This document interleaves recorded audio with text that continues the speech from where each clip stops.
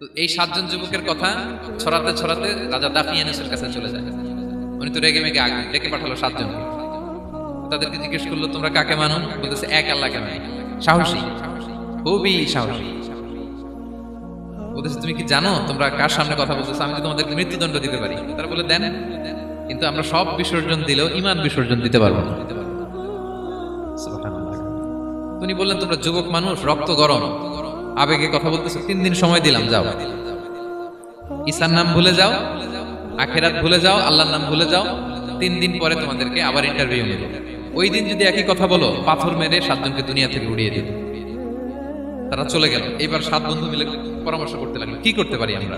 এই গুণে ধরা সমাজকে আমরা কিভাবে বাঁচাবো?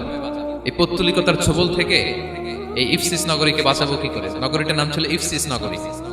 বর্তমানে এটা তুরস্কের ইজমির শহরে অবস্থিত। এখনো জায়গাটা প্রত্নতাত্ত্বিকদের ইয়েতে এটা সংরক্ষিত, এখনো টুরিস্টরা যায়।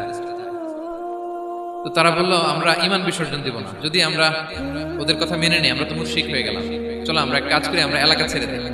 এই 7 যুবক আল্লাহর উপর ভরসা করে তারা বাড়ি ঘর আত্মীয় স্বজন সব ছেড়ে দিয়ে লোকালয় ছেড়ে দূরে একটা পাহাড়ের ভেতরে আশ্রয় নিল। পাহাড়ের ভেতরে একটা গুহা ছিল। এই গুহা কি আরবিতে বলে আল কাহাফ। কি বলে? এই সূরার নাম কি? সূরাতুল কাহাফ। তো তাদের সাথে সাথে একটা কুকুরও যাচ্ছিল।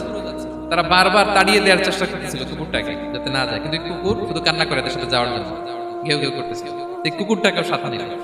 ভালো মানুষদের সাথে থাকলে কি হয় দেখেন, এই কুকুরের কথা, যেহেতু 7 জন ইমানদারের সাথে একটা কুকুর ছিল, এই কুকুরের কথা আল্লাহ সূরাতুল কাহাফে উল্লেখ করে দিয়েছে। ওয়া কালবুহুম বাসিতুন যিরাআইহি বিল ওয়াসি। তো তারা ভিতরে গেল, যে প্রচন্ড ক্লান্ত, তারা ঘুমিয়ে পড়ল। কি করলো? এই এক ঘুমে আল্লাহ 309 বছর কাটাই দিলেন। কয়শো 9 বছর? 9 বছর। ঘুম, সব ঘুম, প্রচন্ড ঘুম, ঘুম যেন আর কাটে না। 309 বছর পরে এরা জাগলো। এখন খুব ক্ষুধা, ঘুমে আর মোর ভাঙতেছে। আর একজন জিজ্ঞেস করতেছে, কি লম্বা সময় ঘুম দিলাম কোথায় আমরা? একজন বলতেছে, হ্যাঁ মনে সারাদিনই ঘুমাইছি আমরা। আরেকজন বলতেছে, না না সারাদিন না, দিনের কিছু অংশ হয়তো ঘুমাইছি। আসলে কয় বছর ঘুমাইছে? 309 বছর। তো এদিকে সভ্যতার তো চেঞ্জ। এখানে ওই দাকিয়ানুস মরে, এর ছেলে মরে, এর নাতি মরে, পুতি মরে, এখন 6ষ্ঠ নম্বর রাজা আসছে। প্রজন্মের পর প্রজন্ম তো শেষ। 309 বছর, কমপক্ষে 4-5টা জেনারেশন চেঞ্জ হবে।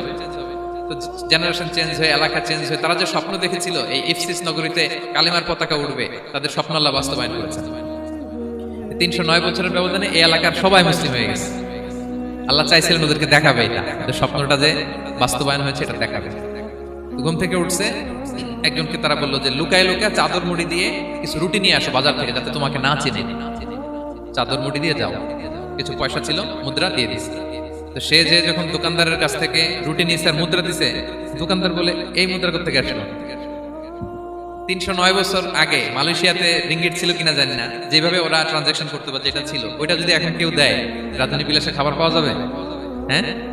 তো রুটিওয়ালা বলে, তুমি বর্তমান সময়ের মুদ্রা দাও, এটা দিচ্ছ কেন? বলতেছে, এটা তো বর্তমান সময়ের মুদ্রা।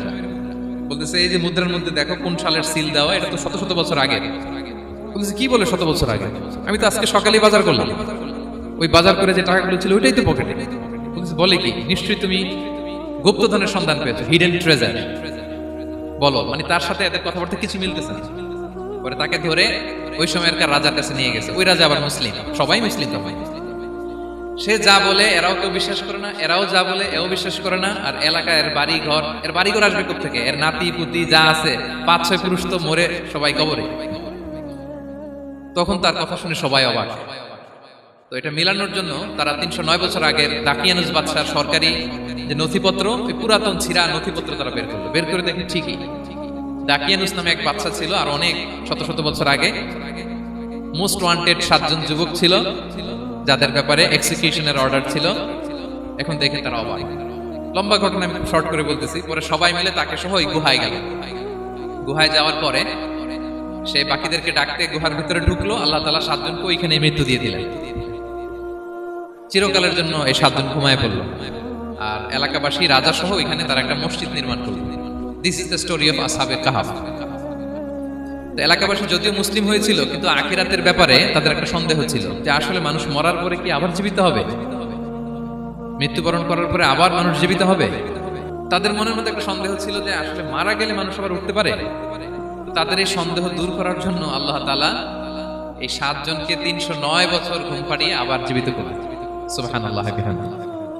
তাহলে ঈমান কিভাবে বাঁচাতে হয় এটার প্রেরণা আমরা এই 7 যুবকের কাছ থেকে পাই। এখানে যেটা আমরা শিখি প্রিয় ভাইরা, 1 নম্বর লেসন হচ্ছে আমাদের গুড কোম্পানি লাগবে, রাইটাস পিপল, মানে আমাদের সার্কেলটা ভালো হইতে হবে। তাদের 7 জনের সার্কেলটা খুব ভালো ছিল, ফলে তারা বিপথে যায় না এবং তারা এমন শক্ত সিদ্ধান্ত নিয়েছে যে আল্লাহ তাআলা সেটাতে বরকত দিয়েছেন, গোটা সমাজকে আল্লাহ তাআলা চেঞ্জ করে দিয়েছেন। এটা হচ্ছে 1 নম্বর লেসন। আপনি ঈমান বাঁচাতে হলে আপনার সার্কেল ভালো লাগবে। খুঁজবেন যে এলাকায় যাবেন ওখানে নামাজি সার্কেল কারা আছে, ওখানে জ্ঞানী গুণী সার্কেল কারা আছে, ওখানে ভালো কাজ করতে চায়, একে অপরকে সহযোগিতা করে, কল্যাণের পথের যাত্রী কারা আছে খুঁজতে হবে আপনাকে। খুঁজে ওই সার্কেলে আপনি যুক্ত হবে, তাইলে ঈমান বাঁচানো যাবে। ক্লিয়ার? 2 নাম্বার হচ্ছে conflict between believers and disbelievers it's universal.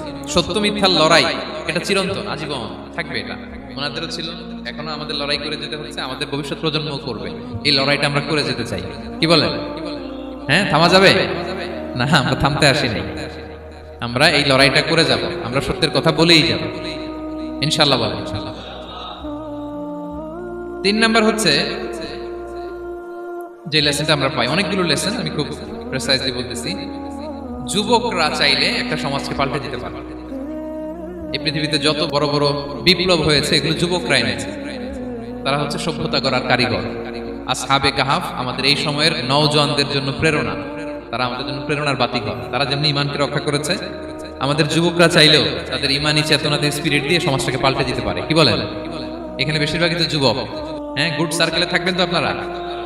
সত্যের পক্ষে সবাই থাকবেন তো? আল্লাহ তাআলা কবুল করুন। আচ্ছা, এবার 2 নাম্বার ছিল সম্পদের ফিতনা, কিভাবে বাঁচবেন। আসহাবে কাহাফের পরে সূরা কাহাফে আল্লাহ তাআলা একজন বাগানওয়ালার ঘটনা বলেছে। 2 জন বন্ধু, একজন একটু গরিব, সে বিশ্বাসী, আরেকজন ধনী, সে অবিশ্বাসী।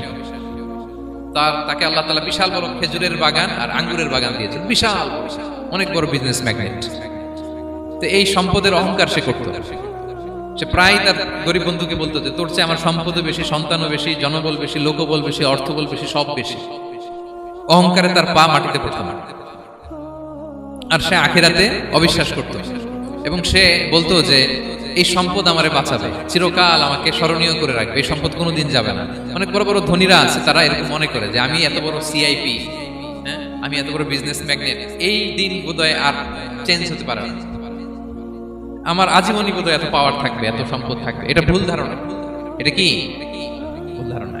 এই যে তুরস্কে দুর্ভিক্ষ হইল না, আপনারা দেখছেন না যে অনেক সম্পদের মালিক বাড়ি ঘর ভেঙে রাস্তার ফকির। এখন ওই যে রিফিউজিদের জন্য যে খাবার আসছে ওখানে লাইনে দাঁড়াইছে, কারণ এখন লাইনে না দাঁড়ালে খাবারও তো মিলবে না। 1000 কোটি টাকার মালিক ছিল, ভেঙে চুরে সব শেষ। এখন রিলিফের নেওয়ার জন্য দুস্থদের কাতারে ওখানে দাঁড়াইছে, কারণ দাঁড়াইলে কিছু খাবার পাওয়া যাবে, খিচুড়ি পাওয়া যাবে, তা না হলে তো খাবারটাও মিলবে না।